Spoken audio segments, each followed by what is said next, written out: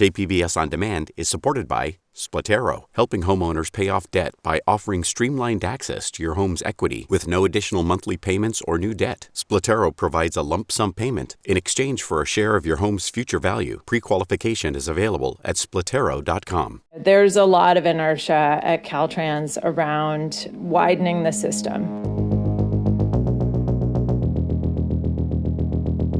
I had questioned that often. Are these things being done like truly in the public interest, or are we just building to build and widening freeways because that's what we're used to?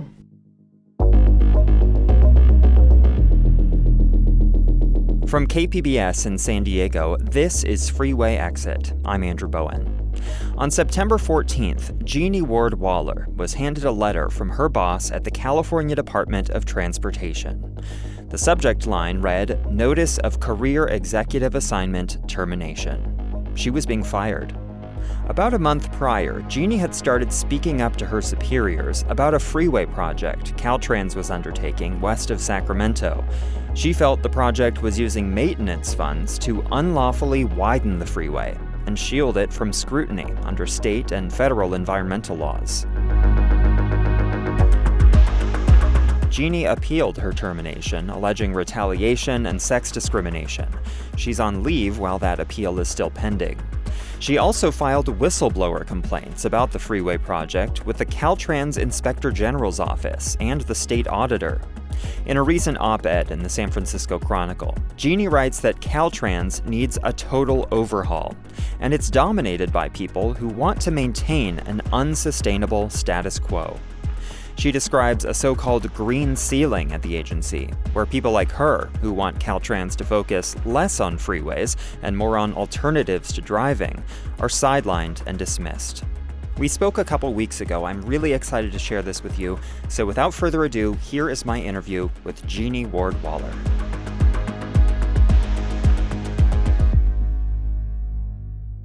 I'm sure you've been through a lot these past couple weeks, months. I don't know if this is too personal of a question, but how are you doing? I appreciate that. It's been a crazy month or so. I'm doing okay. Thank you. I think the hardest part, just personally of an experience like this, is kind of the sudden isolation you go through when you are, part of a team and part of an organization, and then you're suddenly not. I miss my team a lot. I miss connection to the work. And I certainly plan to stay connected to this work. But yeah, on a personal level, it's been challenging. Not to mention the stress of sort of figuring out, okay, how do you, what's next in your life and just all the things that go along with that. Let's back up to how you ended up at Caltrans. So you previously worked for the Safe Routes to School National Partnership. You later became policy director for the California Bicycle Coalition.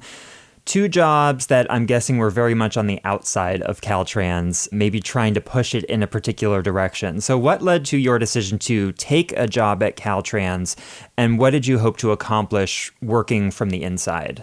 My Caltrans journey started in the sustainability program. So you're right that I was working outside of Caltrans, very much working on sustainable transportation policy, mostly focused on active transportation, which is, the catch-all for sort of biking and walking and making streets safer.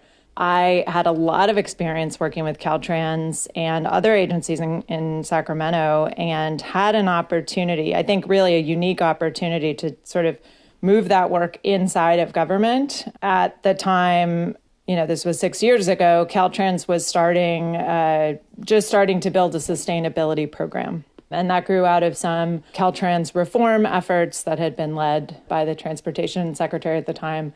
And the sustainability program was really intended to kind of help Caltrans pivot towards a greater focus on climate change, equity, how do we make transportation more sustainable in the era of climate change.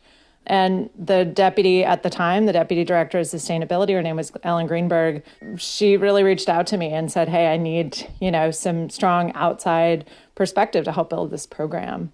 So I thought, if there's ever an opportunity to work inside government doing what I really care about, this is it. We worked together building the sustainability program inside Caltrans, which is now really a key change-focused area inside Caltrans.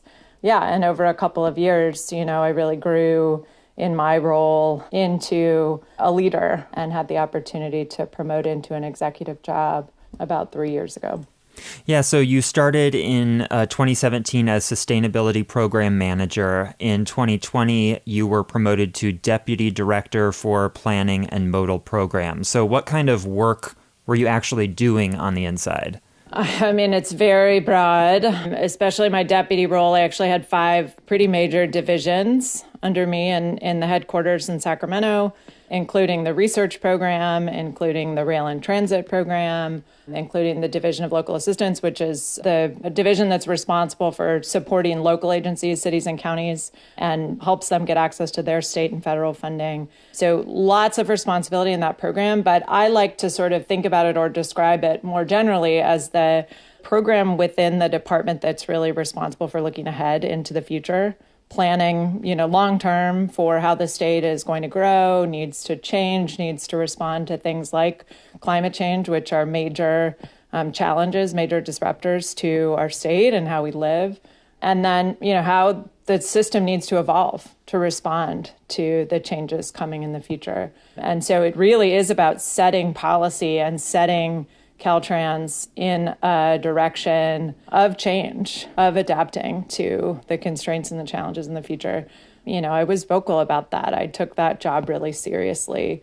It's something I'm super passionate about and have been. Of course, I came from advocacy, so I definitely am motivated by a mission and a passion for making transportation better in the public interest. Let's talk about your whistleblower complaint. So it has to do with this segment of Interstate 80 west of Sacramento.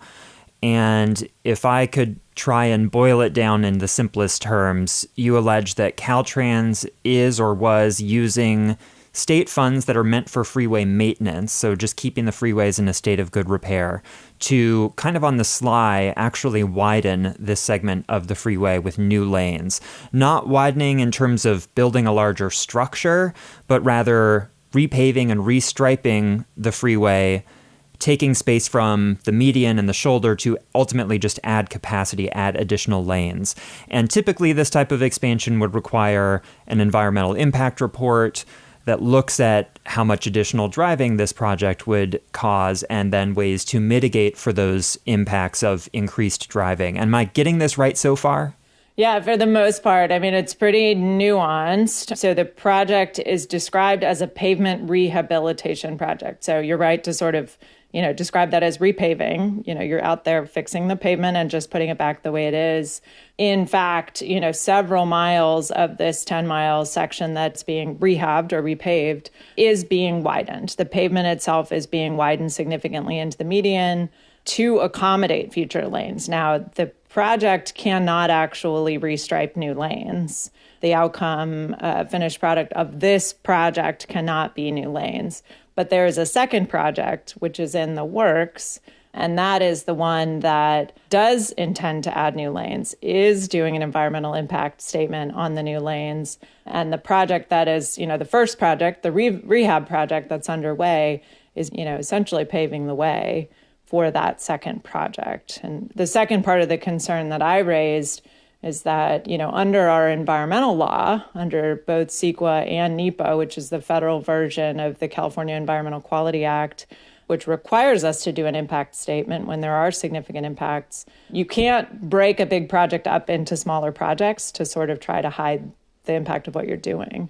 And that was also a concern in this case, because there are 2 projects in the identical location, and the first one the public has not had the chance to weigh in on through the environmental process, which is also a concern, just in terms of transparency, but also in terms of disclosure and the public being able to say whether or not this is a project that they want.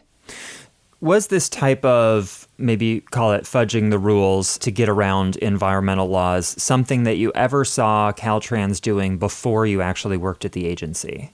I will say, there's a lot of inertia at Caltrans around widening the system, continuing to find ways to grow the system. Often that is couched in terms of a safety project, improving safety or improving the operations of a freeway segment. And so there is a lot of creativity because the primary program that Caltrans, funds these sort of projects under does include things like safety and things like operations. Even though it doesn't say, it says you can't add a new traffic lane to the system, it does say you can do safety projects, you can do operational projects. So there's quite a bit of room, gray area, in terms of how Caltrans uses widening to achieve goals that are included under a rehab program. So I would say, I had questioned that often because I did feel like we were going beyond what could just be, often framed as things that were eligible under this program, and used the funds often for more than just rehab and to widen freeways in ways that weren't going to have sustainable public benefits. And I think that's the bigger issue is, are these things being done like truly in the public interest, or are we just building to build and widening freeways because that's what we're used to?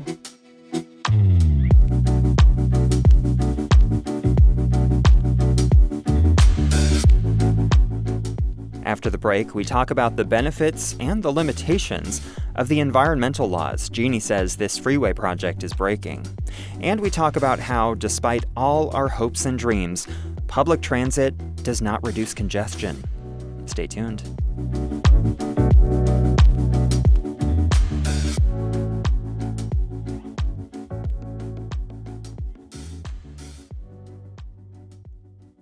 KPBS On Demand is supported by Splatero, helping homeowners pay off debt by offering streamlined access to your home's equity with no additional monthly payments or new debt. Splatero provides a lump sum payment in exchange for a share of your home's future value. Pre-qualification is available at splatero.com.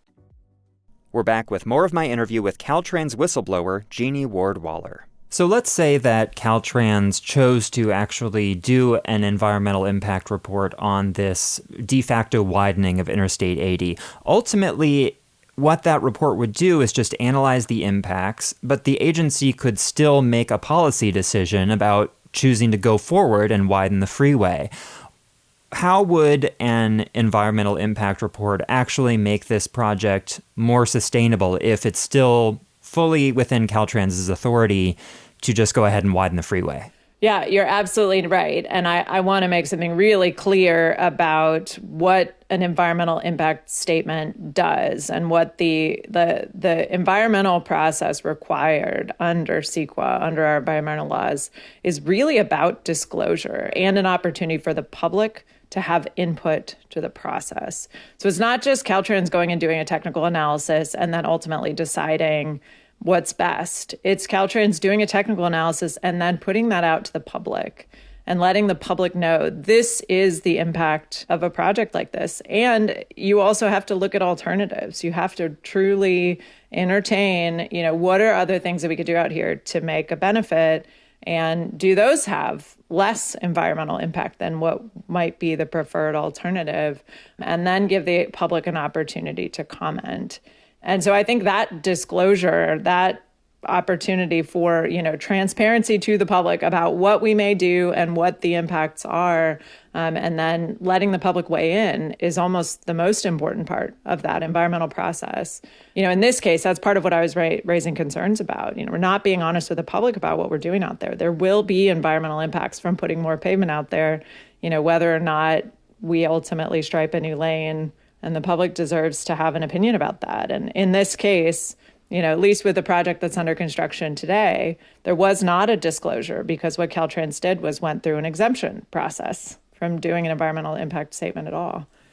One argument that I hear from progressives sometimes is that the solution to congestion on freeways is public transit. So if people can take a bus or a train instead of driving, then that will free up space on the freeways and traffic will go faster. But wouldn't the laws of induced demand apply to that situation too? So every bit of freeway space is always going to get backfilled by more traffic, even if it's public transit and the decrease in cars on the road that is freeing up that capacity at the same time. Yeah, that's exactly right. Having more transit, having more options for people doesn't eliminate congestion. And we shouldn't promise that. You have cities where public transit is used by 40% of people, like New York City or London or, other parts of the world where public transit systems work incredibly well, and you still have congestion in those cities. We're not going to get rid of congestion because congestion is a sign of economic activity and a really thriving city. But what you do is give people options. If they don't want to sit in traffic, if they don't want to sit in their own vehicle, they can have a superior option, essentially opting out of congestion or opting out of paying a toll on the road by being in a train or a bus or having some other way to get to their destination. And so that's really the goal, is to allow people to opt out with other options. So if this is the case, then that adding public transit services can free up some capacity on the freeway, but that's ultimately just going to lead to more driving anyway. Do you think that it's possible for California to meet its climate goals and reduce the amount of miles that are driven on our roads and freeways without actually pruning back the freeway network somewhat, either by reducing the number of lanes on the freeways that are open to cars or fully decommissioning a freeway? Yeah, that's a really good question. It's an interesting way to think about it. Our climate change plans for the state do require us to actually reduce the amount of driving from today. I think that's a really hard problem. There are a lot of things that we are doing today that if we do a lot more of, people will have other options. And so I think it's not just about the most congested time on the freeway and those work trips and that commute time, but it is about all the other daily trips that you take in your day. And most trips in the state are under a couple of miles. And those are trips that can easily be accomplished by walking or riding a bike or some other form of transportation, right? That doesn't have to involve getting in your car. We do need our streets to be a lot safer, and we need people to have destinations that they want to get to close to their home. There's still complex solutions to those problems too, but it doesn't just have to be the congested trips that we're focused on, right? It's every trip is an opportunity to reduce driving and to make other choices. A big grounding factor that I try and use in my reporting is the California Air Resources Board scoping plan. So for the benefit of our listeners, a state regulatory agency has laid out a roadmap for how California could achieve its goal of net zero greenhouse gas emissions by 2045. And it determined that basically the average number of miles that a Californian puts on their car each year has to go down by 25% by 2030, so 7 years from now.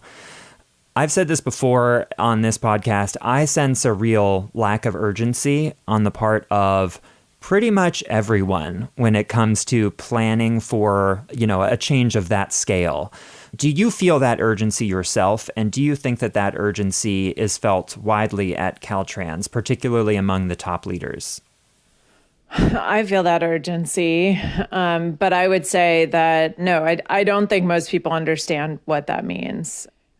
There are a lot of policy priorities at Caltrans, right? And of course, the scoping plan is the state's climate change plan, but Caltrans is also being asked to do many other things. So I think there's a strong tension between what we do to advance our climate goals and what we do to meet all the other things that are being asked of the agency. And so I don't think that the mandate to reduce driving is the top priority amongst all the others. And it's also not what a legacy agency has done for its entire existence, right? Caltrans is an agency that was literally created to build the highway system in California, to build the freeways in California. And it's been wildly successful at it for its entire existence. And, rebuilding segments that were destroyed by earthquakes and, just building and expanding the highway system is what Caltrans has done. So it's really hard to turn that ship.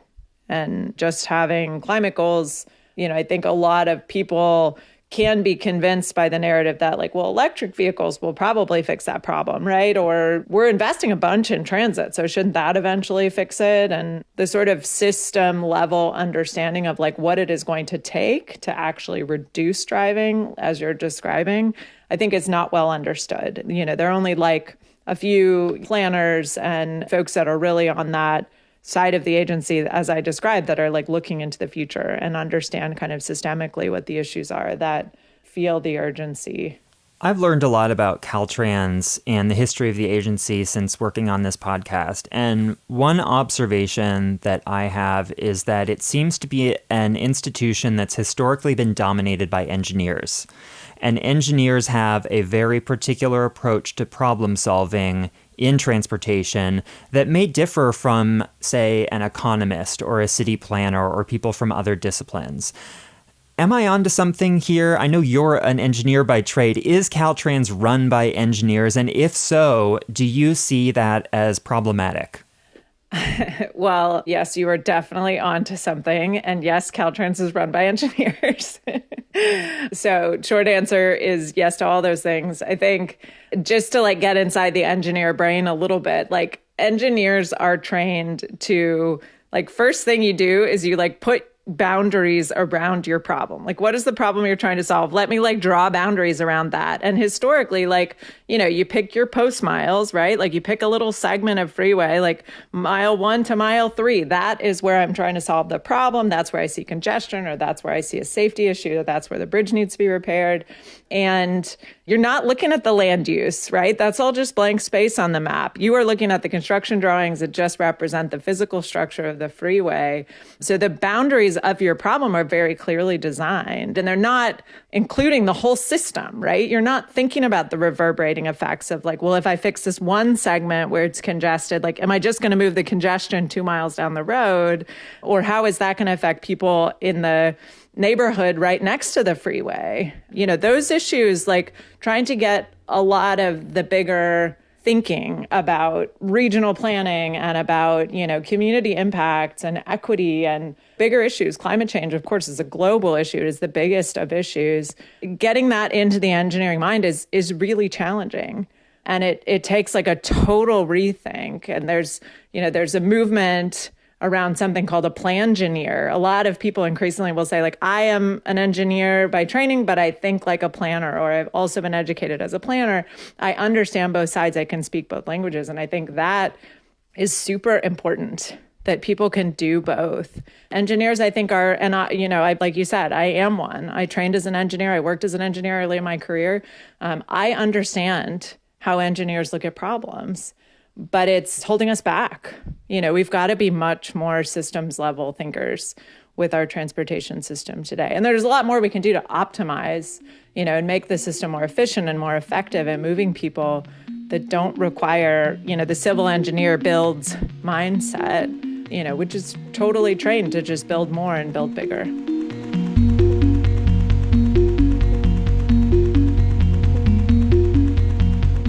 Still ahead, we talk about the challenges and opportunities with mixing freeways and public transit. I'm Andrew Bowen, and you're listening to Freeway Exit.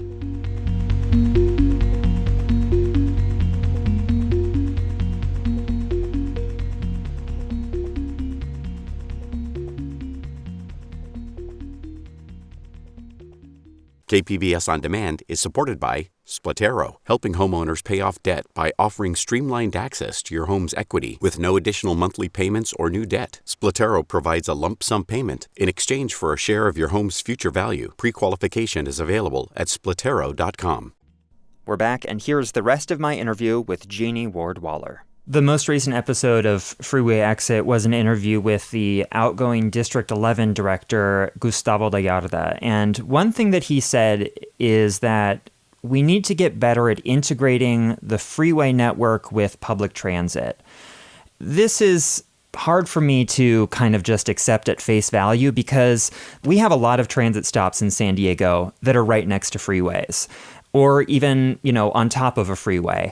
And they're just really terrible places to be. They're unpleasant. There's fumes. There's noise. Freeways tend to repel pedestrians. And when you're trying to draw people into those spaces and get people to take public transit, as opposed to sitting in their car where they have this sort of physical, isolation from the world around them, there just seems to be a real, I guess the question is, do you think there is a way to successfully mix public transit and freeways in a way that really draws people in and doesn't repel people? Yeah, super interesting question. I think the short answer is yes. I do think, the freeways are these massive arteries that bisect urban and suburban communities all over the place. So I think they are assets that we should be using to move public transit more effectively. Public transit also has to cross the freeway all the time, right? So your bus line, even if it never gets on the freeway, it still has to go across. And crossing the freeway is still crossing into Caltrans right-of-way. So you still have to deal with the sort of freeway environment, even if you're on a local street that's just going over the freeway. So I think, yes, absolutely. I agree with Gustavo that we've got to figure out what that integration looks like and how do we really focus on optimizing the movement of buses, because buses are the high capacity, mass transit. That is the way to move more people more effectively on our road network. We have to be looking at where are the buses stuck in traffic most often. Often that is on the freeway, crossing the freeway. It is interaction with the highways where our public transit systems often get super bogged down. So there's a lot of opportunity there. And it doesn't just have to be a bus-only lane. A lot of people think you got to build this whole bus rapid transit system on your roadways. It does not have to be that big of an investment. It can be things like signal timing. It can be smaller operational changes that can be done fairly quickly that would optimize, moving the buses. And if the buses are getting out of traffic or moving ahead next to traffic, people are going to see that, right? That's the most visible way to get people to be like, oh, I could get out of the traffic if I was on the bus over there. That's a superior way to travel. And so that can potentially attract a lot of people to using transit. Yeah, on the one hand, I see there's this enormous potential with our freeways because there was a policy decision made decades ago that they should go through the center of cities and freeways should go through the densely populated neighborhoods in our cities so that people can go right there.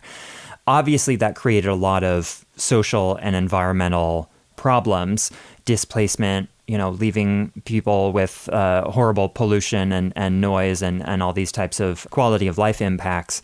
But it's still hard for me to wrap my head around how would we use that space that technically goes right to where people are supposed to be going or living. How do we do that in a cost-effective way? I'm thinking if we can build a transit station, say in downtown San Diego, where I-5 goes right there, we're going to have to probably put a lid over it to make that transit station a place that people would want to spend time in. And freeway lids are they're not a scalable solution. They're just exorbitantly expensive. And we don't have enough public dollars, at least at the moment, to do that in all the places where we would need to do that in order to meet our climate goals. I don't even have a question here. I'm just wondering, what are your thoughts on that? How do we fix that? It is a really big challenge. There's a whole movement now within the transportation industry, and, there's funding now at the federal level and at the state level to be able to convert freeway spaces, this idea of turning highways back into boulevards or reconnecting communities across freeways. Maybe it's a freeway lid. There's also a project in Oakland on the 980 in downtown Oakland where they're talking about, can we just take the freeway out entirely and turn it back into a regular local street or, some other amenity to the city because it's underutilized. So I think those ideas have a lot of merit. That is the kind of creative thinking we need to figure out what is the best thing for some communities that have really been damaged and divided by our freeways. But you're right, it is super expensive. And I think, a lot of solutions are expensive. But I think what I'm trying to raise some attention to is that, there's actually a huge amount of money in transportation right now. There's a federal infrastructure law. There's a lot of state funding. The gas tax was increased in 2017.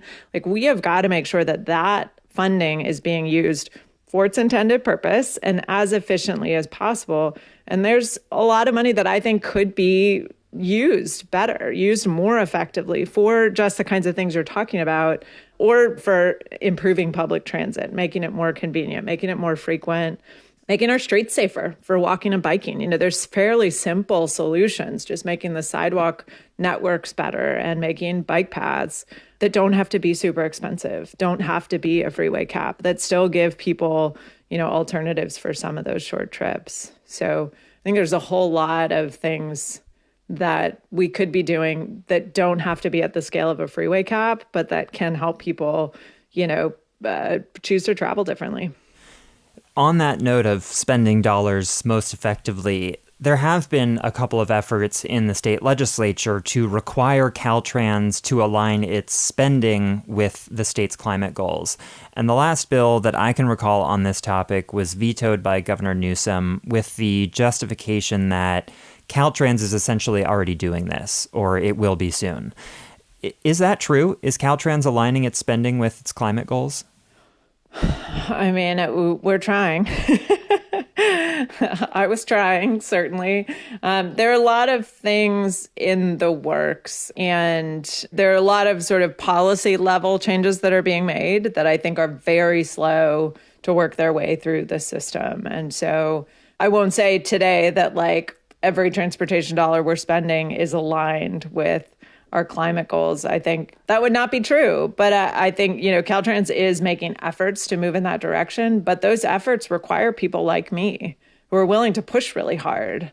And so I think, I'm not sure. Like, I think depending on how my situation plays out, where I end up, I question whether that commitment continues with Caltrans in the future, just because it does require, people working against the tide. The tide is to continue to build freeways. That's what Caltrans is good at doing and what has historically done. So there are going to have to be a lot of folks who are committed to those climate goals, empowered internally to really make that statement true.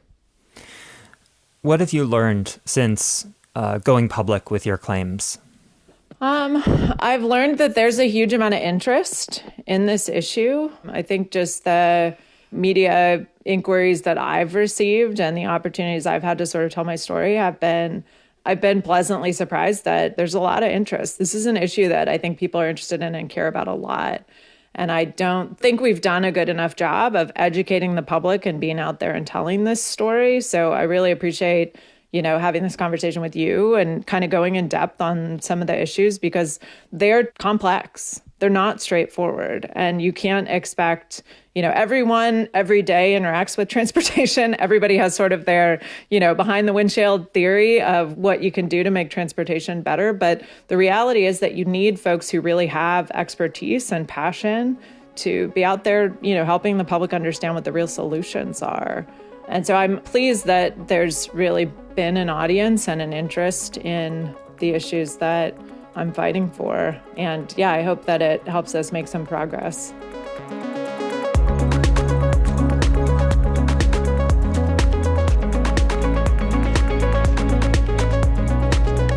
Our thanks to Jeanie Ward-Waller for coming on the podcast and sharing her story. For the record, Caltrans has been pretty tight-lipped about Jeanie's case. It told the LA Times, Caltrans takes the allegations seriously and will cooperate with any independent investigation into these claims. In addition, Caltrans does not comment on personnel matters. Freeway Exit is produced by me, Andrew Bowen, and is edited by Brooke Ruth. If you're in San Diego, you've probably seen the news that our largest daily newspaper, the San Diego Union-Tribune, was recently bought by a hedge fund, Alden Global Capital. It's notorious for cutting jobs in newsrooms to maximize profits for their shareholders. KPBS is a nonprofit news organization, funded mostly by donations from listeners like you. Our democracy, even our planet, depends on the kind of smart, independent journalism that KPBS is really good at. If you want to support the show, go to kpbs.org and click the blue Give Now button at the top of the page. And give the podcast a shout out in the comments at checkout. Thank you for donating, and thanks for listening.